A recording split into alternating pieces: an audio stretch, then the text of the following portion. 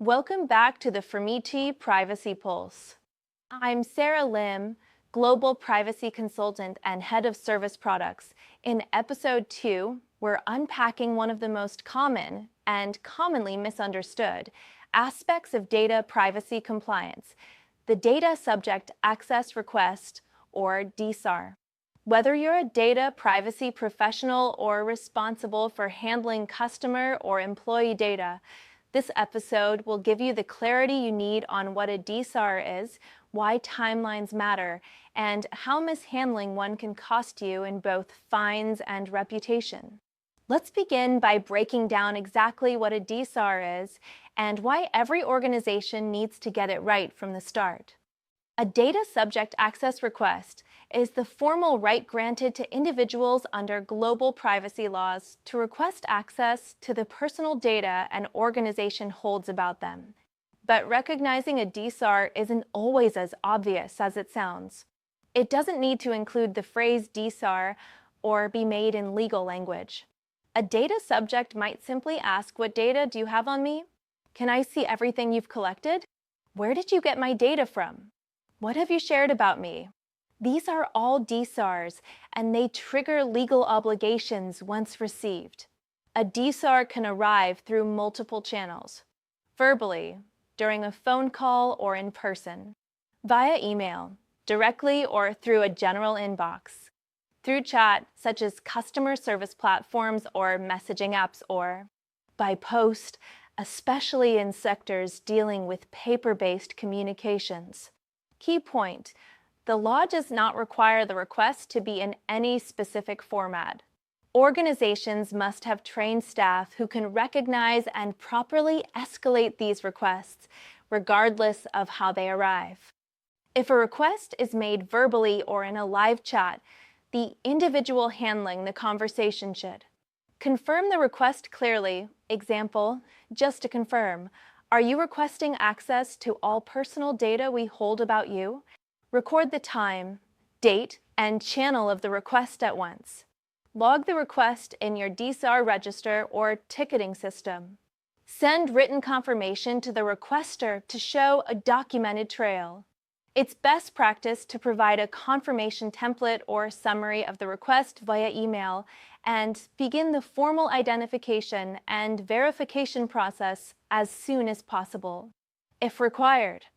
Let's delve into the DSAR obligations of controllers, processors, and subprocessors.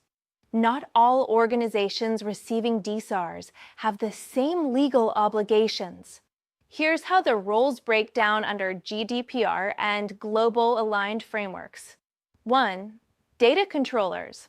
These are the primary decision makers about how and why data is processed. Controllers are solely responsible for responding to DSARs. 2. Data processors. These act on behalf of the controller. They do not respond to DSARs directly, but they must support the controller in fulfilling the request. This includes quickly retrieving relevant data and aiding with formatting, redactions, or metadata if contractually required. 3. Subprocessors. These are engaged by a processor to perform specific processing activities. Their obligation is to aid the processor, who then helps the controller. For example, if a SaaS vendor receives a DSAR, they should not respond to the individual unless authorized by the controller. Instead, they must escalate the request internally or notify the controller at once. Controllers, on the other hand, must ensure their data processing agreements, DPAs, clearly define these responsibilities and must also verify and document how processors and subprocessors aid in fulfilling DSAR obligations. Why mishandling a DSAR is a risk. Failing to respond on time or providing incomplete or unclear information can lead to enforcement action, fines, and regulatory complaints. But it's not just about regulatory risk. It's also about trust. Imagine a customer or employee asking to see a copy of their data and either being ignored or receiving an unorganized, confusing document dump. That damages your brand.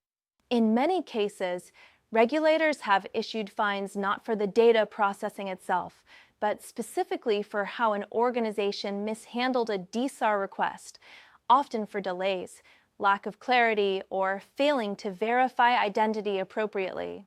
This is especially critical in sectors like healthcare, insurance, finance, or e-commerce, where public confidence is essential. What should a DSAR process include? A robust DSAR process is more than just an email inbox. It should include 1. A clear intake mechanism, a secure form, portal, or designated email. Verification of identity, protect against impersonation risks. 2. Data discovery workflows, how you search internal systems and vendor platforms. 3. Review and redaction, remove third-party or excessive data. 4. A formal, accessible response, ideally with metadata and clear explanations. Also, educate your staff. DSARs don't always come labeled as such. They might arrive as casual emails or verbal requests. Your frontline staff need to know what qualifies. And if you use automation, make sure it doesn't compromise quality. Poorly redacted documents or automated errors can create secondary breaches that cause more harm than the DSAR itself. Regional variations to note. Let's touch on a few jurisdiction-specific points. In the EU and UK, DSAR responses are due within 1 calendar month, with an optional 2-month extension for complex cases, provided the individual is notified. In California, under the CCPA and CPRA, businesses must respond to access requests within 45 days, including disclosures of data categories collected, sources, and any third-party sharing. And in Vietnam, under its Personal Data Protection Decree, PDPD, organizations must respond to a data subject access request within 72 hours of receipt. This is one of the strictest timelines globally, and it applies to both domestic and foreign organizations processing data on Vietnamese individuals. These variations highlight why global businesses must localize their privacy operations. A one-size-fits-all approach to DSAR compliance simply won't cut it anymore. To wrap up, DSARs are more than a legal requirement. They're a litmus test for how seriously your organization takes privacy. A smooth DSAR process shows you care about transparency, accountability, and data stewardship. If you're unsure whether your DSAR process is compliant, efficient, or fit for global operations, we can help. At ForMeT, we offer DSAR audits, tooling assessments, and outsourced compliance support. In our next episode, we'll be looking at vendor risk management, how to evaluate, monitor, and contractually control third parties who process personal data on your behalf. Don't forget to subscribe and share. If you would like to suggest content topics, we are always looking to deliver the content our viewers and listeners are wanting. Thanks for listening, and remember, data privacy isn't just compliance, it's trust.